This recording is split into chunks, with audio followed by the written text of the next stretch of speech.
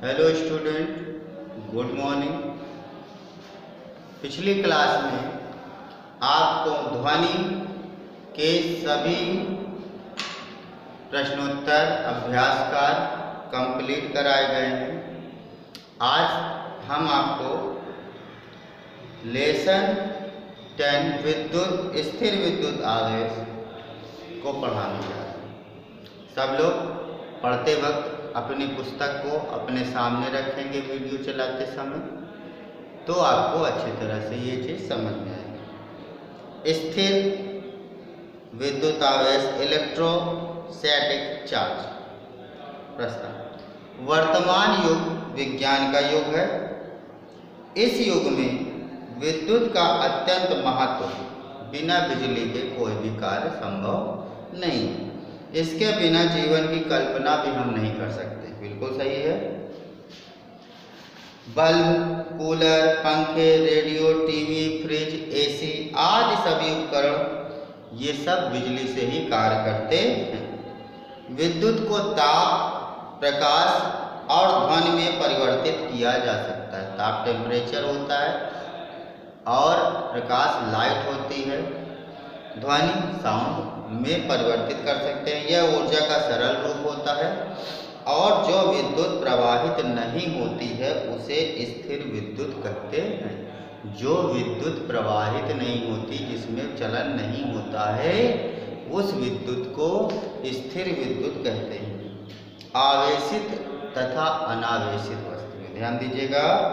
कभी कभी हमें अपने पॉलिस्टर आदि के वस्त्र उतारते समय खड़खड़ाहट जैसी ध्वनि सुनाई, चिंगारी से चिट चिट चिट की आवाज़ सुनाई देती है। आपने ध्यान दिया होगा, जाड़े में जब आप स्वेटर उतारते, कपड़े उतारते तो ऐसी ध्वनि जरूर होती है। टी शर्ट आप उतारते हैं तो होता है। अंधेरे कमरे में ये ध्यान रखिए। तथा अंधेरे कमरे में ऐसा करने पर प्रकाश की चमक भी दिखाई देती है। ऐसा स्थिर विद्युत के कारण ही होता है। जब हम प्लास्टिक के कंघे से अपने सूखे बाल संवारते तब हमें चटचट की आवाज़ सुनाई देती है। तथा पॉलिस्टर के वस्त्र उतारते समय हमारी बाहों के बाल खड़े हो जाते। इस घटना को लगभग 2500 वर्ष पहले, 2500 वर्ष पहले यूनान देश के एक प्रसिद्ध विज्ञ थेल्स ने इसे सबसे पहले देखा था। उसने प्लास्टिक के कंघे के बदले अंबर नामक पदार्थ का प्रयोग किया था। यूनानी भाषा में इलेक्ट्रॉन का अर्थ होता है अंबर। थेल्स ने देखा कि रेशमी कपड़े से रगड़ने के बाद अंबर छोटे छोटे पंखों को अपनी ओर आकर्षित कर लेता है। इलेक्ट्रॉन शब्द से ही इलेक्ट्रिसिटी यानी विद्युत शब्द निकाला गया है। इस प्रकार दर्पण द्वारा रगड़कर वस्तु को आवेशित किया जा सकता है। अब हम समझ गए हैं कि दो वस्तुओं को परस्पर रगड़ने से एक विचित्र प्रकार की शक्ति उत्पन्न होती है। इस शक्ति को विद्युत आकर्षण बल कहते हैं। किंतु इस प्रकार रगड़ने से सभी वस्तुओं को आवेशित नहीं किया जा सकता। इसके अतिरिक्त आवेशित की हुई वस्तुओं भी अलग अलग सीमा तक ही आवेशित हो जाती हैं।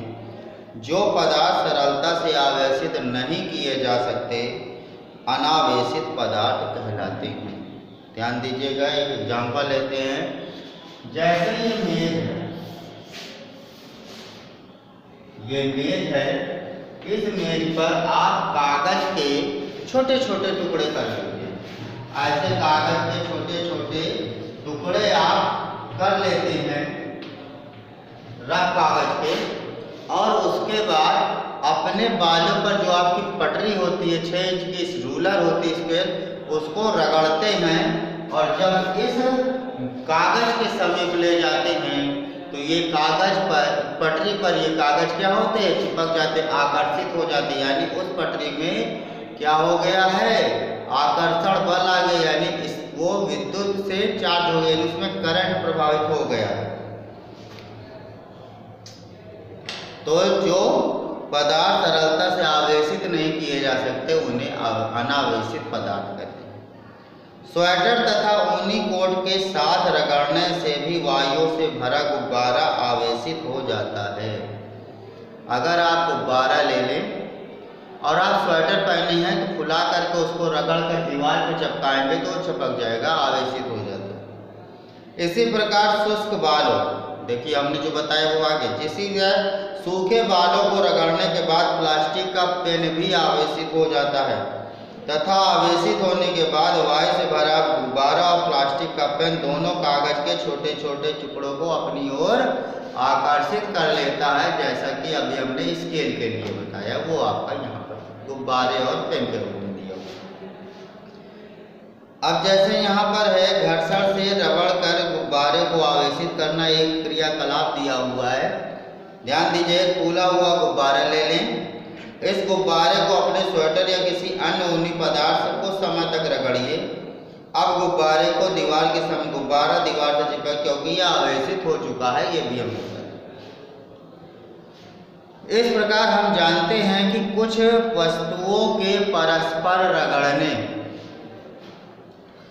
से उसमें एक प्रकार की विद्युत आकर्षण शक्ति पैदा हो जाती है। ऐसी वस्तुएं आवेशित वस्तुएं कहलाती हैं।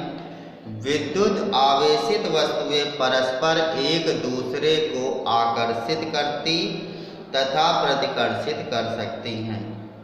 तो आवेशित आकर्षित कब करती हैं? विपरीत आवेश, जब एक पॉजिटिव और निगेटिव दोनों आवेश आपस में मिलते हैं तो वो आकर्षित होते हैं, अट्रैक्टिव होते हैं। और जब दोनों सेम होते हैं, निगेटिव निगेटिव होते हैं या पॉजिटिव पॉजिटिव होते हैं, तो उसमें क्या होता है? प्रतिकर्षण होता है, वो प्रतिकर्षित हो जाते हैं। आवेशित तथा अनावेशित का चले परीक्षण करते हैं, प्रैक्टिकल करते हैं।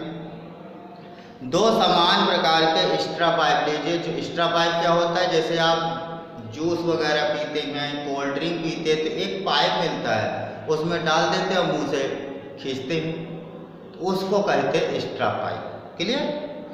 एक पाइप के मध्य में ड्राइंग पिन लगाकर उसे मेज के एक किनारे पर इस प्रकार लगाइए कि स्ट्रा पाइप लंबित रूप से लटक जाए। समझिए, जैसे ये मेज है, इस मेज में एक स्ट्रा पाइप ऐसे लगा दीजिए, यहाँ पिन से उसमें खोल दीजिए। जहाँ दूसरे स्ट्रा पाइप को एक सिरे को कागज पर रगड़कर आवेशित कीजिए। कागज से रगड़िए दूसरे स्ट्रा पाइप को और इस लटके हुए पाइप के एक सिरे के पास ले जाइए, चाहे नीचे की ओर चाहे ऊपर की ओर। ये दोनों पाइप एक दूसरे को आकर्षित कर लेते हैं, क्योंकि वो बिना आवेशित है, ये बिना आवेशित है, वो आवेशित है, तो एक निगेटिव हो गया, एक पॉजिटिव, दोनों में आकर्षण हो जाएगा। अब पहले स्ट्रा पाइप के एक सिरे को कागज, इससे सिद्ध होता है कि एक आवेशित वस्तु दूसरे आवेशित वस्तु को अपने आकर्षित करती तथा समान रूप से आवेशित दो वस्तुएं एक दूसरे को प्रतिकर्षित करती हैं। तो ये आपको फिगर दिया हुआ है। क्रियाकलाप आबनूस की छड़ का प्रयोग कैसे करते हैं? आवेशित और अनावेशित। आबनूस की एक छड़ लेकर ऊन से रगड़े और एक धागे की सहायता से आबनूस की छड़ को एक स्टैंड से इस प्रकार लटका देगी, जैसा कि आपके पुस्तक के चित्र में दिखा है।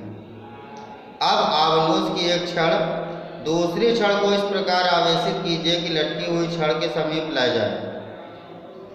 तो लटकी हुई छड़ दूसरी छड़, लटकी हुई आवेशित छड़ दूसरी आवेशित छड़ से प्रतिकर्षित हो जाती है।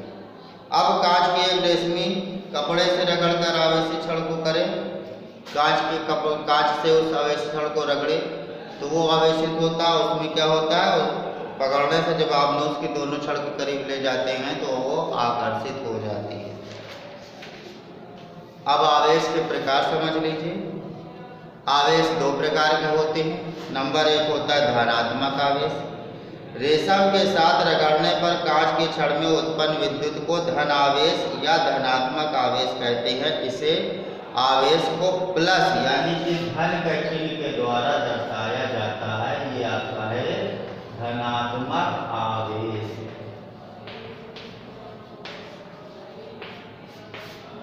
ठीक है। ऋणात्मक आवेश। आबनूस की छड़ को ऊन के साथ रगड़ने पर आबनूस की छड़ पर उत्पन्न आवेश को ऋणात्मक आवेश कहते हैं और इसको ऋण चिन्ह के द्वारा दर्शाया जाता है।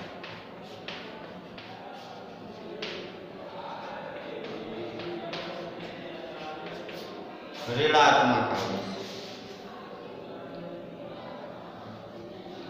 समान आवेश सदैव एक दूसरे को प्रतिकर्षित करते हैं। अभी हमने आपको पहले बताया कि प्लस प्लस है तो वो उसमें प्रतिकर्षण होगा और प्लस माइनस है तो आकर्षण होगा, माइनस माइनस होगा तो प्रतिकर्षण होगा। विपरीत आवेश सदैव एक दूसरे को अर्थात प्लस और माइनस तथा माइनस तथा प्लस को आकर्षण होता है।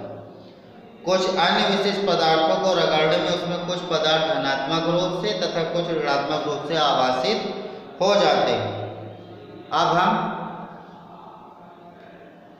दो वस्तुओं को परस्पर रगड़ते हैं तो दोनों वस्तुएं विपरीत रूप से अवतित क्रियाकलाप 4 से यह तथ्य स्पष्ट हो जाता है।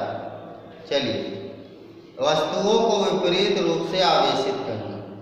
प्लास्टिक के एक पैमाने यानी जो पटरी होती है उसको कहते हैं कि आधे भाग पर फला लेन लपेटे, यानी कि एक कपड़ा होता है उसको फलो लेन वाले भाग को प्लास्टिक के एक दूसरे पैमाने के साथ रगड़े। प्रत्येक पैमाने पर आवेश की उपस्थिति की जांच करने के लिए उन्हें अलग के अन्य कागज के टुकड़ों के पास ले जाएं।